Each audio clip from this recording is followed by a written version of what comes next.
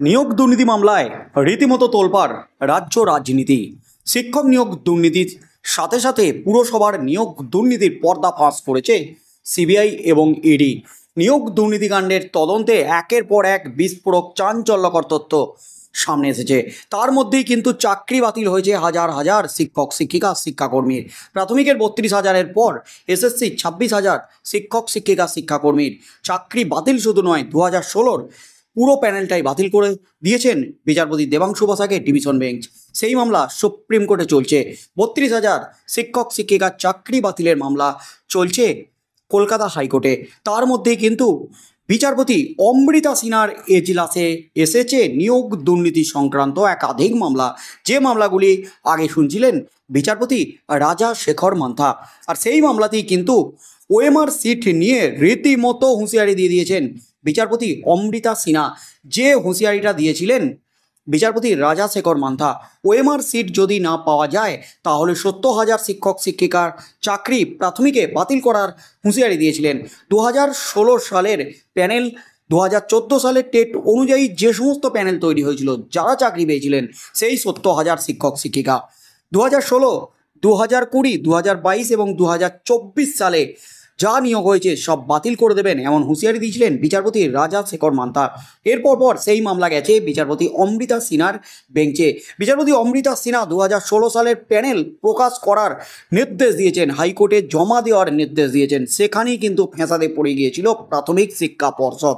2016 সালের প্যানেল প্রকাশে অনিচ্ছা প্রকাশ করেছিল প্রাথমিক শিক্ষা পর্ষদ। কিছুতেই 2016 সালের প্যানেল প্রকাশ করতে চাইছিল না প্রাথমিক শিক্ষা পর্ষদ। তারপর কিন্তু একেবারে কড়া নির্দেশ দিয়ে দিয়েছেন বিচারপতি অমৃতা সিনহা। সেই মামলা কিন্তু উঠতে চলেছে জুলাইয়ের শেষের দিকে। কিন্তু শিক্ষক নিয়োগ দুর্নীতি মামলায় ফের বড় ধাক্কা প্রাথমিক শিক্ষা পর্ষদের। ওএমআর সিট নিয়ে প্রাথমিক শিক্ষা পর্ষদ স্পষ্ট আঙুল তুলে দিয়েছেন মানিক ভট্টাচার্যের দিকে। মানিক ভট্টাচার্যের নির্দেশেই পোড়ানো হয়েছে, নষ্ট করে দেওয়া হয়েছে ওএমআর সিটগুলি। ওএমআর সিট নিয়ে তদন্ত চালাচ্ছে সিবিআই। তার মধ্যেই কিন্তু এবার সিবিআই পুরো প্রাথমিক শিক্ষা পর্ষদের দাবি খারিজ করে দিল। এই মুহূর্তের সবচেয়ে বড় খবর, কলকাতা হাইকোর্টে প্রাথমিক শিক্ষা পর্ষদের বস্ত্রহরণ করে ছাড়ল সিবিআই। প্রাথমিক শিক্ষা পর্ষদের দাবি একেবারে মিথ্যা, এমনই কিন্তু বিস্ফোরক দাবি করলো রিপোর্ট পেশ করে সিবিআই। তাতেই কিন্তু চরম বিপাকে, চরম অস্বস্তিতে ফের প্রাথমিক শিক্ষা পর্ষদ। রাজ্য সরকার নিয়োগ দুর্নীতিকাণ্ডে একেবারে ঢোল ফেটে গেল। কলকাতা হাইকোর্টে অমৃতা সিনহার এজলাসে টেট পরীক্ষা নিয়ে এবার প্রাথমিক শিক্ষা পর্ষদের দাবি উড়িয়ে দিল সিবিআই। 2014 সালে স্কুল নিয়োগের পরীক্ষা টেটের শংসাপত্র চেয়ে মামলা করেছিল কয়েকজন পরীক্ষার্থী। সেই মামলাতেই প্রাথমিক শিক্ষা পর্ষদ দাবি করেছিল টেট পরীক্ষা নিয়োগ সংক্রান্ত বিষয়ে তদন্ত করছে সিবিআই। তাই তদন্তকারী সংস্থা হিসাবে সব তথ্যই রয়েছে সিবিআইয়ের হাতে। কলকাতা হাইকোর্টে প্রাথমিক শিক্ষা পর্ষদের সেই দাবি উড়িয়ে দিল সিবিআই। জানিয়েছে 2014 সালে টেটের উত্তরপত্র যারা মূল্যায়ন করেছিল সেই সংস্থা আগেই পর্ষদের হাতে সব তথ্য তুলে দিয়েছে। আজ আবারও এই মামলার শুনানি হতে চলেছে। কলকাতা হাইকোর্টে 60 জন চাকরিপ্রার্থী মামলা করেছিলেন। তাদের আবেদন ছিল 2014 সালে টেটের শংসাপত্র দেওয়া হোক। প্রাথমিক শিক্ষা পর্ষদ আদালতে জানায় এই টেটের ওএমআর মূল্যায়ন করেছে এস বসুরায় কোম্পানি। 2014 সালের এই টেট নিয়ে সিবিআইয়ের তদন্ত চলছে। তাদেরও আওতায় সমস্ত তথ্য রয়েছে, সে কারণে তারা কোনো তথ্য দিতে পারবে না। পাশাপাশি পর্ষদের দাবি প্রার্থীরা সঠিক পদ্ধতি মেনে আবেদন করেনি, সেই কারণে শংসাপত্র দেওয়া যায়নি। বিচারপতি অমৃতা সিনহার এজলাসে সিবিআইয়ের আইনজীবী জানান পর্ষদের এই বক্তব্য সঠিক নয়। 1,25,703 জন টেট উত্তীর্ণ প্রার্থীর সব তথ্য পর্ষদের কাছে রয়েছে। চালান দেখিয়ে সিবিআই এমনই দাবি করলো এবং বিস্ফোরক দাবি করলো প্রমাণ তুলে দিয়ে 2023 সালের 1 এপ্রিল এই তথ্য পর্ষদকে হস্তান্তর করেছে এস বসু রায় কোম্পানি। এই শুনানি শেষ হয়নি, আজ এই মামলাটির শুনানি আবারও হতে চলেছে। বড় ধাক্কা কিন্তু খেয়ে গেছে প্রাথমিক শিক্ষা পর্ষদ। প্রাথমিক শিক্ষা পর্ষদের প্রাক্তন সভাপতি মানিক ভট্টাচার্য এই মুহূর্তে জেলে। এবার কিন্তু চরম বিপাকে গৌতম পালও, প্রাথমিক শিক্ষা পর্ষদের নয়া সভাপতি।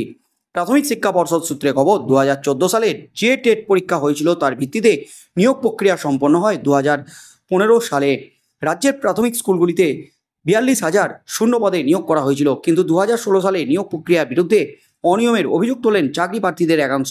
নিয়োগ প্রক্রিয়াকে চ্যালেঞ্জ করে কলকাতা হাইকোর্টের দ্বারস্থ হয়েছিলেন সোমনাথ সেন নামে এক চাকরি প্রার্থী।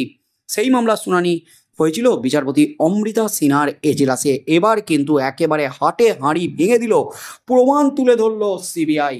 প্রাথমিক শিক্ষা পর্ষদ মিথ্যা কথা বলছে। প্রাথমিক শিক্ষা পর্ষদকে মিথ্যাবাদী প্রমাণ করেই ছাড়ল সিবিআই। তাতেই কিন্তু তুমুল হইচই পড়ে গেল রাজ্য রাজনীতিতে। প্রাথমিক শিক্ষা পর্ষদ জানিয়েছিল সিবিআইয়ের কাছে সমস্ত তথ্য রয়েছে, আমরা এই সমস্ত তথ্য দিতে পারবো না যেহেতু সিবিআই তদন্ত চালাচ্ছে। কিন্তু সিবিআই প্রমাণ করে দিল চালান দেখিয়ে এস বসুরায় কোম্পানি 2023 সালে সমস্ত তথ্য তুলে দিয়েছে প্রাথমিক শিক্ষা পর্ষদের হাতে। আর এই প্রমাণ সামনে আসতেই কিন্তু চক্ষু ছানা বড়া একেবারে বিচারপতি অমৃতা সিনহার। কোনো নির্দেশ না দিলেও আজ কিন্তু এই মামলাটি ফের উঠতে চলেছে। এই মামলায় কি নির্দেশ দেন বিচারপতি অমৃতা সিনহা? প্রাথমিক শিক্ষা পর্ষদের প্রাক্তন সভাপতি মানিক ভট্টাচার্যের পর এবার ফের কাঠগড়ায় প্রাথমিক শিক্ষা পর্ষদের বর্তমান সভাপতি গৌতম পাল। কারণ মিথ্যাবাদী কিন্তু প্রমাণ করেই ছাড়ল সিবিআই আদালতে। তাই এই মামলায় শেষ পর্যন্ত কি হতে চলেছে, প্রাথমিক শিক্ষা পর্ষদ কি প্রতিক্রিয়া দেয়, কি দাবি জানায় হাইকোর্টে সিবিআইয়ের এই দাবির পরিপ্রেক্ষিতে, সেদিকেই চোখ থাকবে গোটা রাজ্যের।